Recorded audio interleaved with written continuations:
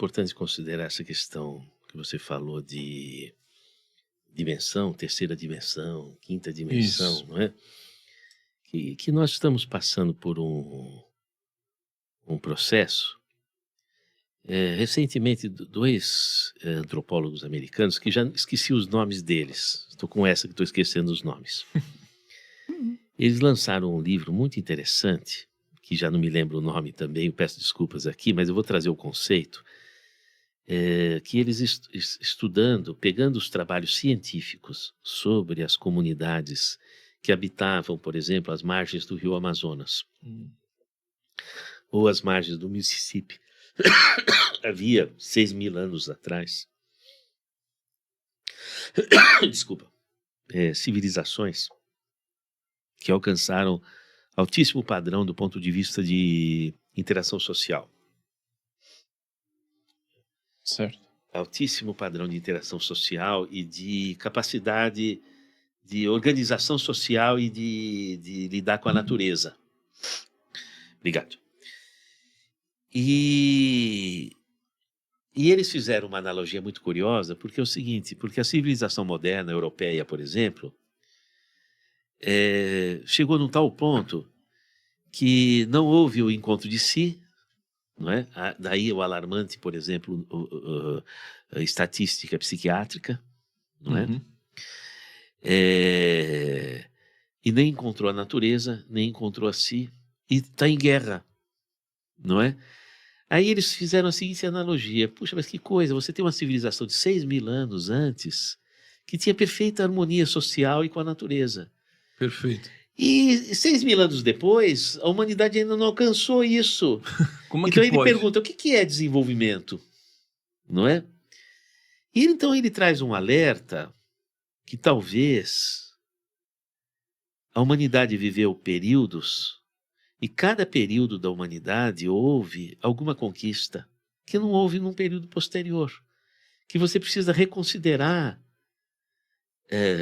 todos os povos, todas as nações, todas as etnias, todas as épocas, para você compor o que seria, cada um tem a contribuir o que seria o ideal.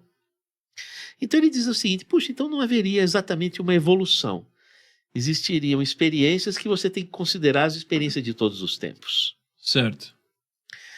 Também você teve, quando Charles Darwin veio fazer pesquisa aqui no Brasil, Amazônia, no Equador, em Galápagos, financiado pelo avô dele, que nas reuniões espirituais teve inspiração de investir na ciência para provar que o negro e o branco são a mesma raça. Olha só que legal. E esse era o objetivo de Charles Darwin, do avô do Darwin, que era um grande investidor do abolicionismo da escravatura naquela época.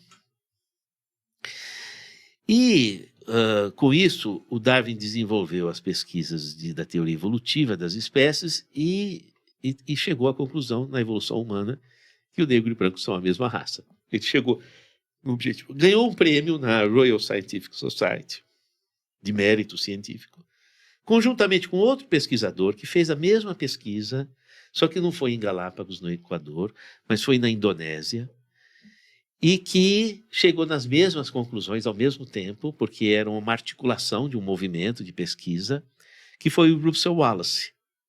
Tá. Só que o Russell Wallace, ele vai dizer, olha, essas questões vieram de reuniões espirituais. A inspiração disso veio de reuniões espirituais. Através de mediunidade, a gente pode dizer? A gente poderia dizer através dos saberes dos druidas, dos celtas, que, vamos dizer assim, trouxeram uma herança, no caso da família do Darwin, que cultivavam esses saberes. Entendi. Não é? Saberes de que somos todos da mesma raça, certo? Exato. E saberes como são os druidas e os celtas, de comunicação espiritual. Não é? Bom, o que acontece? Quando o Russell Wallace expõe esse elo espiritual, ele é cancelado. Ele recebe o prêmio, mas publicamente ele é cancelado. Tanto que no Museu de História Natural de Londres você não encontra a estátua do Russell Wallace como você encontra do Charles Darwin. Caramba.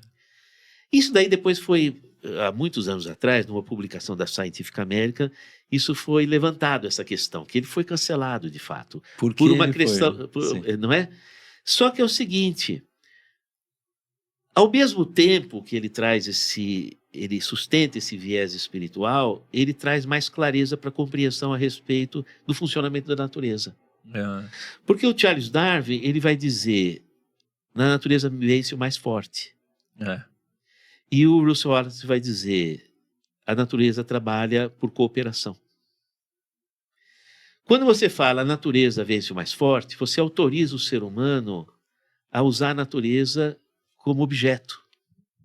Quando você olha para a fala de Russell Wallace, você entende que nós fazemos parte de uma natureza... Integração. E nós precisamos de cooperar também. Prova disso é que se acabarem as minhocas, acaba a civilização e a natureza. Se o ser humano acabar, a natureza segue. Aí você pensa assim, puxa, mas se as minhocas são mais importantes para a natureza do que o ser humano, o que é evolução? Não é? Então a gente teria que considerar que, na verdade, a evolução não é uma passagem hierárquica de poder, mas é, na verdade, a estruturação onde as partes sustentam as funções de sobrevivência do todo. Não é? A evolução seria a evolução do todo. Do todo. E não a evolução e cada da um espécie, tem exatamente. Certo? E cada um tem o seu papel. O que acontece? Quando você passa a enxergar dessa forma, que variável que você tirou? O tempo. Você tirou o tempo. Tanto faz se antes era assim, agora é assado. Todos os tempos têm uma contribuição. Então, quando você tira o tempo o que é? A quarta dimensão. Você vai além da dimensão espaço-tempo. Porque você tira o tempo. É a quinta dimensão. Nossa. Então, quando você fala de quinta dimensão, você fala de um conceito de como você enxerga a vida.